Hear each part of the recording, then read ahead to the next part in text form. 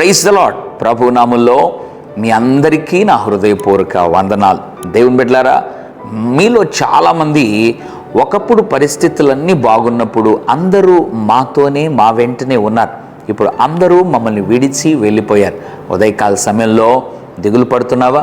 బంధువులు విడిచిపెట్టారని, స్నేహితులు విడిచిపెట్టారని, శ్రేయోభిలాషులు విడిచిపెట్టారని ఉదయకాల సమయంలో అందరూ విడిచి వెళ్ళిపోయారు.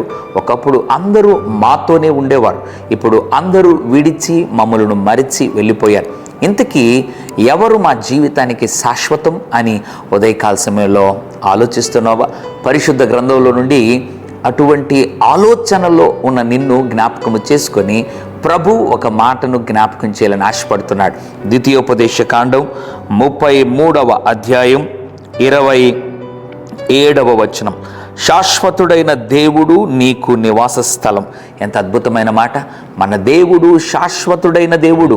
ఆ దేవుడు నిన్ను విడిచిపోయే దేవుడు కాదంట, నీకు ఆయన నివాస స్థలంగా, ఆయనే ఆశ్రయంగా, ఒక మాటలో చెప్పాలంటే ఆయనే నీవు నివసించే చోటుగా, నీ ఇల్లుగా ఉండాలని ఆశపడుతున్నాడు. శాశ్వతుడైన దేవుడు నీకు నివాస స్థలం. ఉదయకాల సమయంలో వారు విడిచిపెట్టారు, వీరు మర్చిపోయారు అని ఆలోచించడం మానేసి, నా దేవుడు శాశ్వతుడు, ఆయనే నాకు, మా కుటుంబానికి నివాస స్థలము లేదా ఆశ్రయము అని నమ్మిచూడు. నిశ్చయముగా ఆయన నీకు ఎన్నటెన్నటికీ నివాస స్థలముగా ఉండి నడిపిస్తాడు. పరిశుద్ధుడ, ప్రేమైన తండ్రి, నీకు వందనాలు. శాశ్వతుడైన దేవుడును నేనే మీకు నివాస స్థలము అని మాట్లాడినందుకు వందనాలు.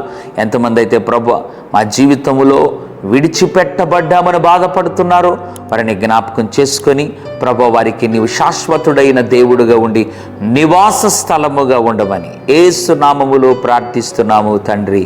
ఆమెన్. God bless you.